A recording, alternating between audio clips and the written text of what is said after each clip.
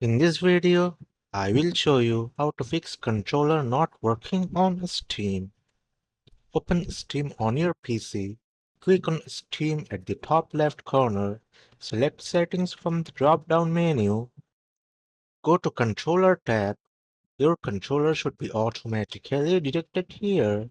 If it's not detected, try the following. Unplug and replug the controller via USB. If using Bluetooth, disconnect and reconnect it. Uncheck the option Turn off controllers when exiting big picture mode.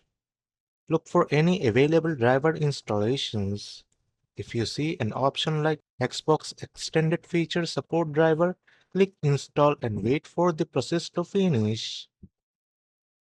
Under Non-Game Controller Layout, click the cogwheel icon. Select Reset Controller Layout to default.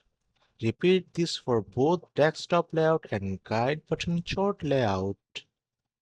Click on Calibration and Advanced Setting. Select Open and follow the steps to calibrate and test your controller. That's it. Your controller should now be working properly in Steam. If this video helps, like, share, and subscribe.